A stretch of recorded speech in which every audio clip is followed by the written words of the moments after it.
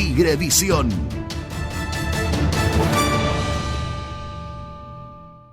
Seguimos en Siempre Tigre, tercer bloque. Hablamos recién con Andrés Villa, @tigredatos, toda la historia de Lorenzo Scipioni, récords de Tigre en Copa Argentina. Y ahora, Tony, si te parece, hacemos la apertura para la columna de Bajo la Lupa con Guille Blanco Alvarado.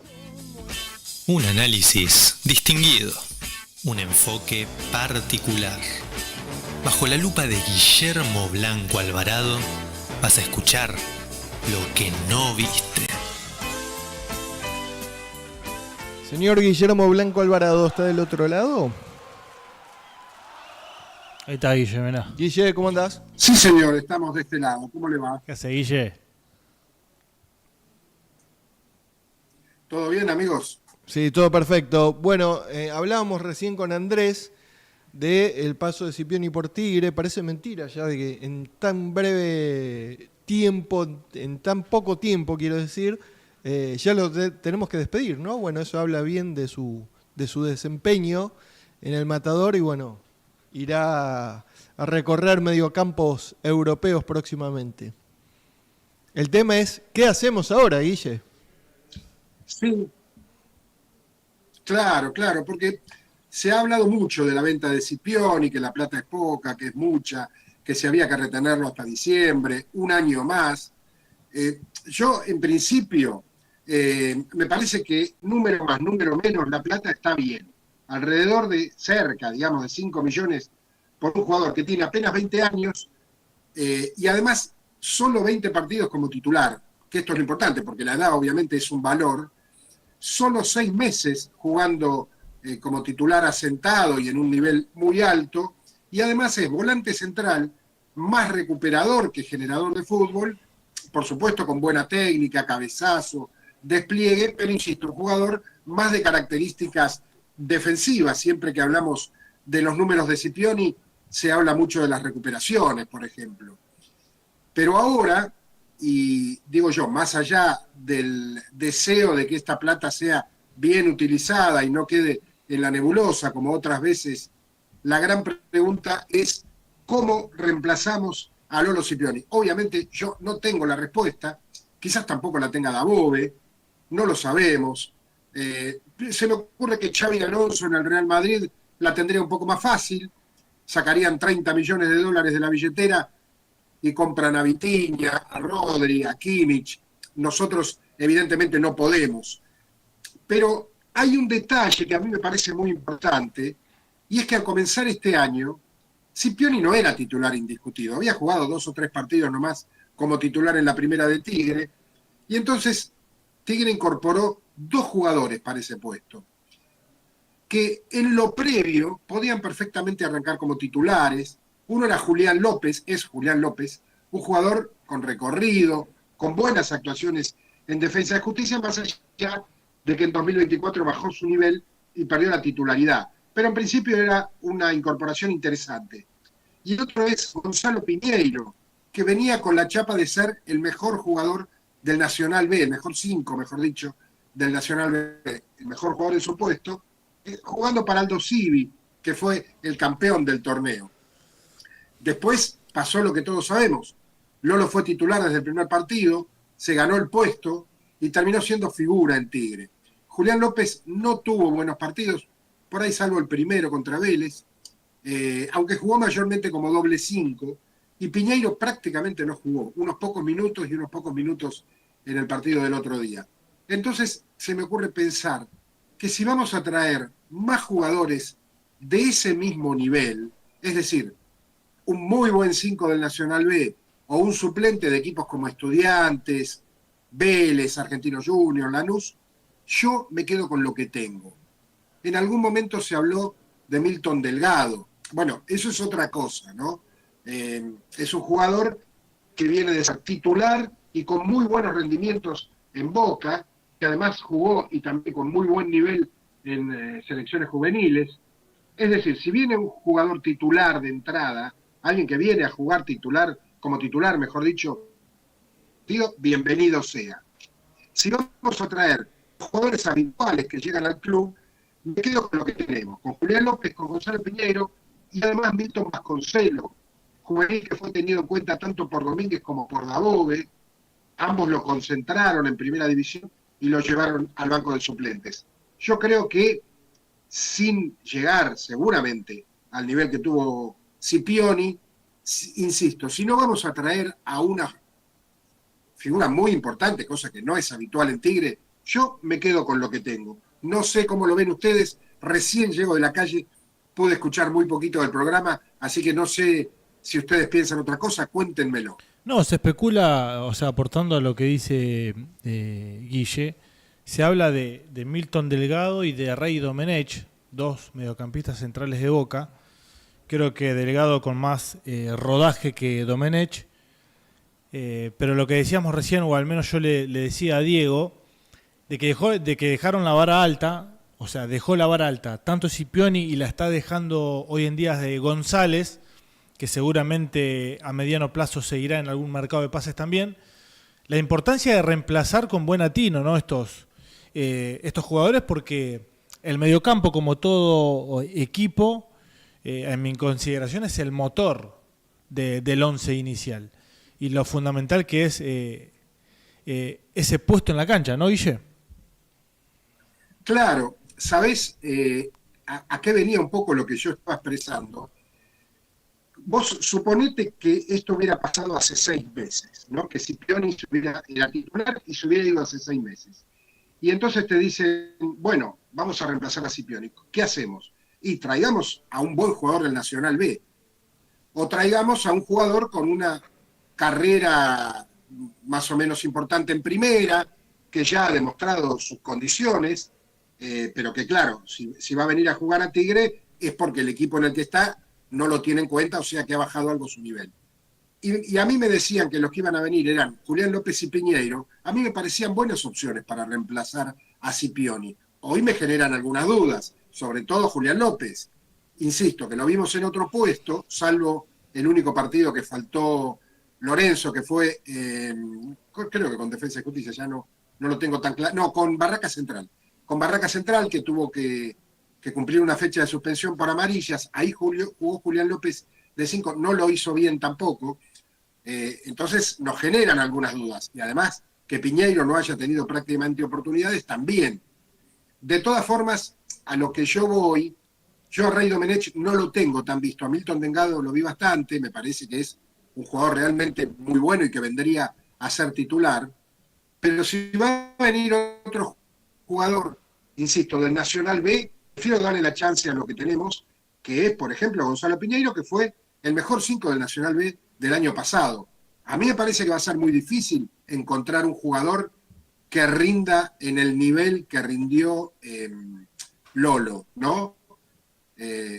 Insisto, Milton Delgado es un hombre que tienta, pero bueno, Javes Saralegui también nos tentaba. También era un jugador que venía con buenos antecedentes, y sin embargo, su nivel no fue tan alto. No. Así que uno no sabe cuando viene un jugador que es dejado libre, o no libre en este caso, pero que no es tenido en cuenta en Boca, con cuántas ganas vienen de jugar a Tigre. Ya nos hemos llevado algunos fiascos al respecto. Por eso, insisto, si no viene nadie que mueva la aguja, me quedo con lo que tengo. Lo de Javes Saralegui pareciera ser que fue de más a menos. Es como que está acorde al semestre de Tigre, que arrancó bien, después se fue desinflando un poco y termina siendo sustituido, si no me equivoco, en el partido ante San Lorenzo. No tiene un buen rendimiento, un buen final de semestre. Con respecto a jugadores provenientes de Boca, ahí está peleada, digamos, la tabla de los que rindieron y los que no. Tenemos a Eki, que terminó rindiendo, ni que hablar de Retegui. Después está Aaron Molinas, no rindió mucho. El propio Salomón, que hoy es figura en Platense, en Tigre no anduvo. Bueno, el propio Javes, y seguramente me esté olvidando. Te estás olvidando uno que jugó el jueves, unos minutos. Recordame. Obando. Obando también, claro, sí. Obando, que entró en Banfield, no anduvo tampoco. Pero no bueno, de ningún lado. Veremos, por ahí viene y desempata alguno de estos chicos que sonaba bastante fuerte la semana pasada, pero bueno, será una incógnita, ahí es lo que decíamos recién.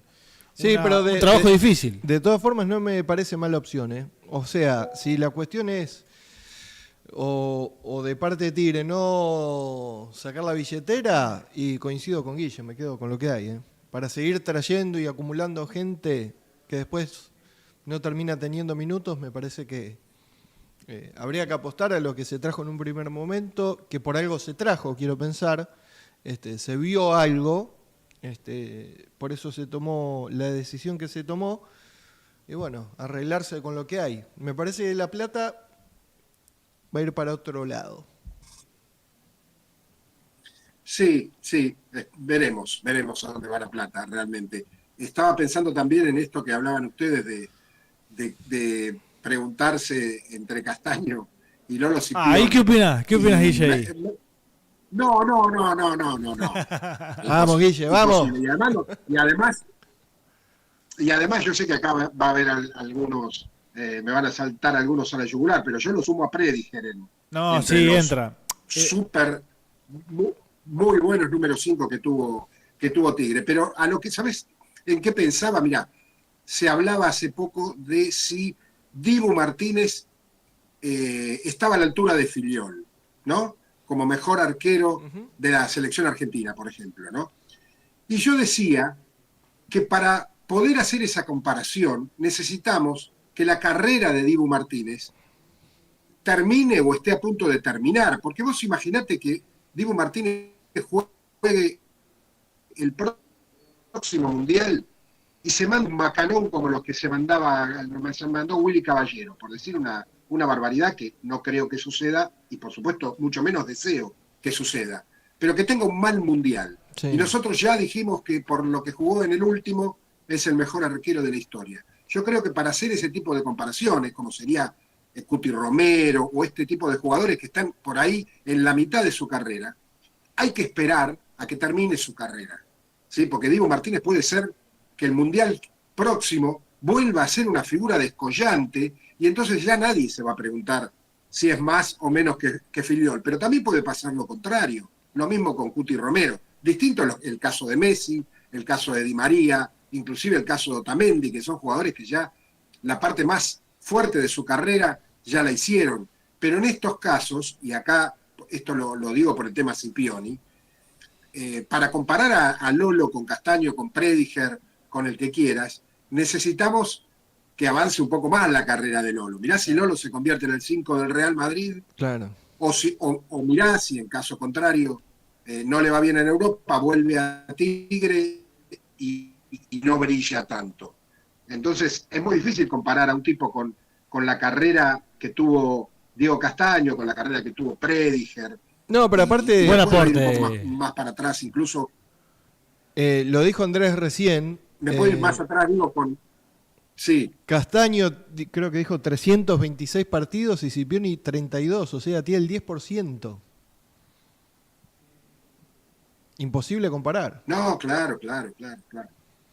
No, las comparaciones que se pueden hacer son, ponele, querés comparar algo y comparar el primer año de Cipioni con el primer año de Castaño, o comparar el primer año de Cipioni con el primer año de Prediger. Claro. Que además los dos tuvieron un primer año impresionante, tanto Prediger como Castaño, así que también sería difícil la comparación. Pero compararlos así mano a mano es imposible porque, Lolo, insisto, 6 meses como titular nada más, es nada. No, sin dudas. Guille, y la última, para cerrar, ya te hicimos una, queda la otra. ¿San Lorenzo o Quilmes? Sí. ¿A quién preferís? Yo prefiero Quilmes y al revés. Yo prefiero Quilmes y al revés de lo que dicen la mayoría y qué sé yo prefiero siempre jugar con un equipo de una categoría inferior. Y si puedo evitar enfrentar a los equipos, entre comillas, grandes, mejor. Lo evito. Esto me lo preguntaban también cuando Tigre, si le ganaba a Boca en la última fecha del torneo que terminó, jugaba con Platense o con San Lorenzo. Decía, no, mirá que Platense, bueno, finalmente se confirmó que Platense estaba muy bien, pero yo prefería jugar con Platense en casa que con San Lorenzo de visitante. Después puede pasar cualquier cosa en cualquier partido, Pero en lo previo, a mí dame el equipo más accesible desde lo previo. Después vemos, porque Tigre ha perdido por penales con Centro Español, Sí. Y le ha ganado a Independiente estando en el Nacional B, o sea, todo puede pasar. Pero en principio prefiero Quilmes. Sí. Quilmes en la actualidad tiene unos problemas importantes institucionales, comparándolo un poco con Banfield, y en definitiva eso quizás también puede repercutir en el campo de juego. Yo creo que estoy más inclinado a lo que dice Guille, pero también se suma a ese condimento de que hay una linda rivalidad con Quilmes y estaría bueno dirimirla en una instancia importante de Copa Argentina, pero creo que todo se centra en que a priori, esto es fútbol y más fútbol argentino, creo que sería un poquitito más accesible Quilmes, pero bueno. Estamos haciendo futurología, el día domingo se sabe esto. Sábado 5 de Ok. julio. Habrá que esperar entonces para conocer. Ya el próximo lunes vamos a tener entonces el conocimiento de quién será nuestro rival en octavos de final. Guille, te mandamos un abrazo. Nos encontramos entonces el próximo lunes. Saludos para todos, para toda la gente. Abrazo grande. Muy bien, la palabra de Guillermo Blanco Alvarado. Guille pasó por el micrófono de 100%. Esta temporada, sentí Tigre, sentí Tigrevisión.